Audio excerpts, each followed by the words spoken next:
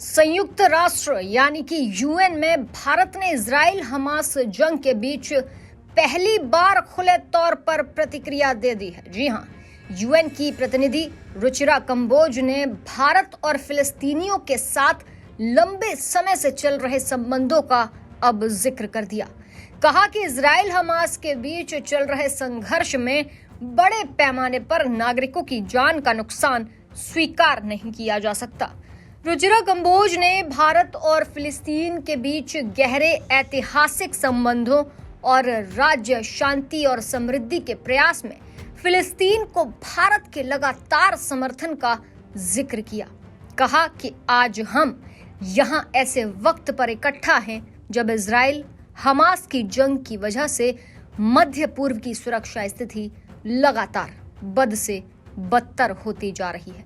इलाके में बड़े पैमाने पर नागरिकों की जान जा रही है। इनमें महिलाएं और बच्चों की जान का नुकसान सबसे ज्यादा हुआ। ये खतरनाक मानवीय संकट है। हम नागरिकों की मौत की कड़ी निंदा करते हैं। रुचिरा कंबोज ने फिलिस्तीनी नागरिकों को मानवीय सहायता मुहैया कराने के लिए अंतरराष्ट्रीय प्रयासों की तरफ देखकर उनकी तारीफ भी की।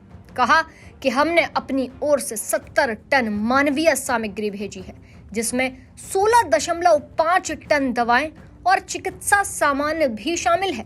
आतंकवाद के खिलाफ भारत जीरो टॉलरेंस की नीति रखता है, ये कहा गया। जी हाँ, यूएन में बोलते हुए रुचिरा ने कहा कि आतंकवाद और नागरिकों को बंधक बनाना चिंताजनक है और इसका कोई औचित्य नहीं है। इसके अलावा उन्होंने बंधकों की तत्काल रिहाई को लेकर भारत का स्टैंड भी दुनिया के सामने रखा।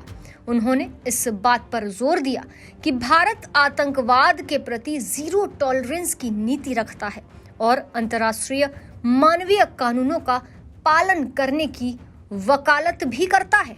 इतना ही नहीं, गाजा के हालात से सभी वाकिफ हैं। दरअसल हमास प्रशासित स्वास्थ्य मंत्रालय के मुताबिक हमास ने अब 81 बंधकों को रिहा अब तक कर दिया है और इजराइल ने अब 180 फिलिस्तीनी कैदियों को रिहा किया है।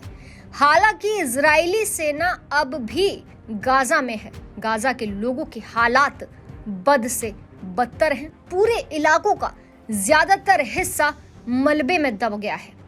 गाजा में 15,000 से ज्यादा लोग भी मारे गए हैं। बहरहाल यूएन में भारत ने इजराइल हमास जंग के बीच पहली प्रतिक्रिया दी। कहा कि इजराइल हमास के बीच चल रहे संघर्ष में बड़े पैमाने पर नागरिकों की जान का नुकसान स्वीकार नहीं किया जा सकता।